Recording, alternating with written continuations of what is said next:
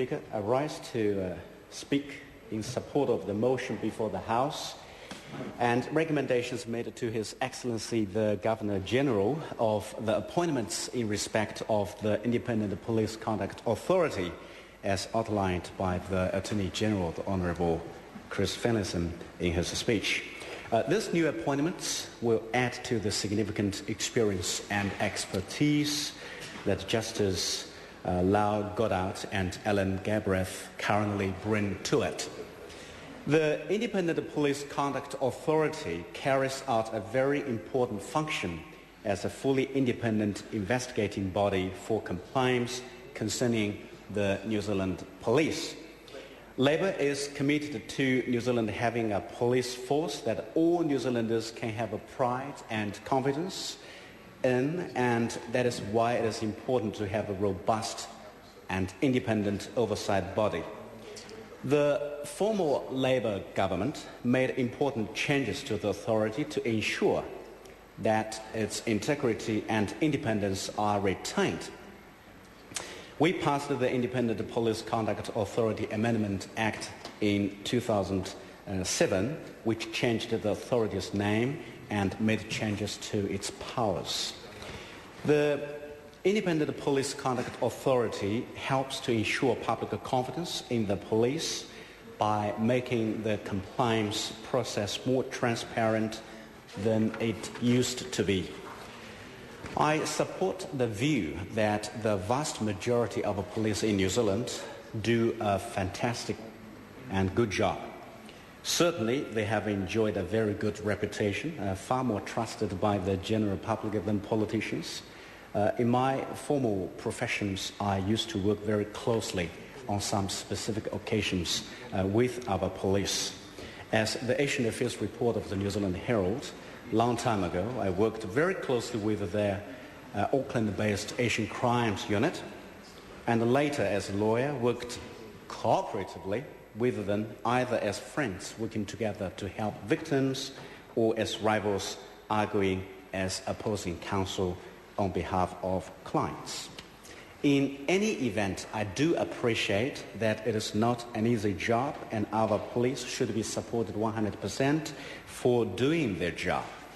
But where things go wrong, the public needs to be assured that those things will be looked at, examined and scrutinized in an independent, thorough and transparent way. It is a matter of determining of who watches the watchers. Prior to 1989, complaints against the police were investigated internally. That is to say, when an issue of complaints arose, the watchers watched it themselves. In 1989, the Police Complaints Authority was established following several years of debate about police accountability, sparked in part by the role of police during the 1981 Springbok tour. The establishment of the Police Complaints Authority was good, but not good enough. Through most of its life, the Police Complaints Authority comprised a single person with a small number of support staff conducting reviews of police investigations. Because of its reliance on police themselves, the authority was perceived as lacking independence. Recent changes, including the appointment of independent investigators, are addressing that perception. In March 2007, the report of the Commission of Inquiry into Police Conduct recommended a number of changes to the authority, including enhanced powers and improved communication with complainants.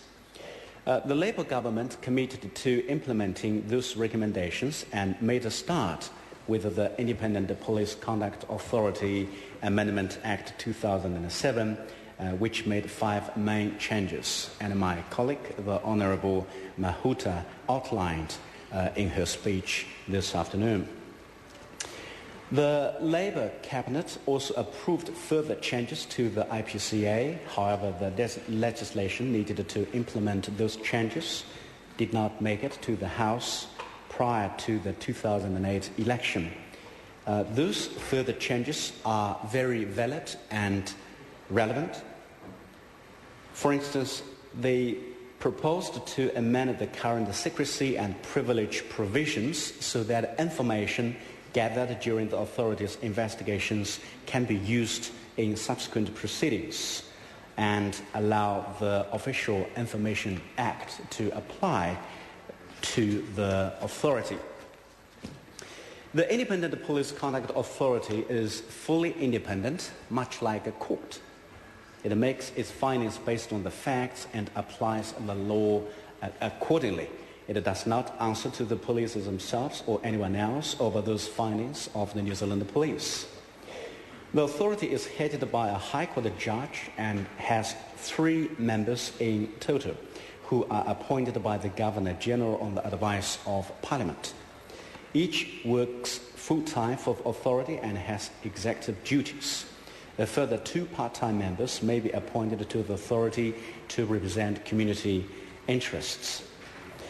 The authority has the same powers as a commission of inquiry to summon witnesses and gather evidence. Police are required to provide all information and assistance needed for the authority to carry out its functions. The IPCA is currently chaired by Justice Lau Goddard, a judge of the High Court. Justice Goddard was appointed as a police compliance authority in February 2007 for a 5-year term. When the Independent Police Conduct Authority was established in November 2007, she retained her appointment and became authority chair. The other current member of the authority is Mr. Alan Galbraith. He has been the authority's manager investigations since 2003 and was appointed as a member of the authority in 2008. Mel Smith served as a board member until November 2009, but since then there have been only 2 members on the board. Quoting Justice Minister the Honourable Simon Power, that the areas of expertise that Justice Goddard and Mr. Galbraith bring to the authority are central to its functions as an investigatory body. However, the authority needs additional expertise in the area of executive management and cooperative governance, including knowledge of the reporting element of a Crown entity's responsibilities. It is therefore proposed that appointment to be made to Diana McCaskill, Angela Hall-Willis and Richard Woods to provide the expertise in those areas. The previous speakers advised the House of the background on the proposed appointees. I'm very pleased to be able to endorse their appointment, and I wish them all the best in the future. Thank you, Mr. Speaker. Members, the question is that the motion be agreed to. Those who are of that opinion will say aye. Aye. The contrary opinion will say no. The ayes have it. Party vote is called for. Clerk, will you please conduct the party vote? New Zealand National. 58 votes in favour. New Zealand Labour. 42 votes in favour. Green Party. 9 votes opposed. Action New Zealand. 4 votes in favour. Māori Party. Toko whai tautoko ana. Progressive. 1 in favour. United Future. 1 vote in favour. Any other votes?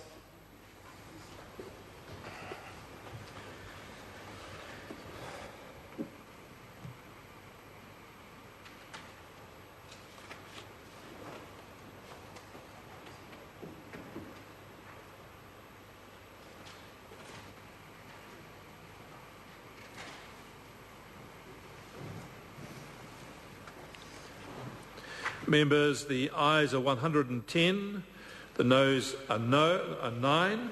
The motion is agreed to. I now call on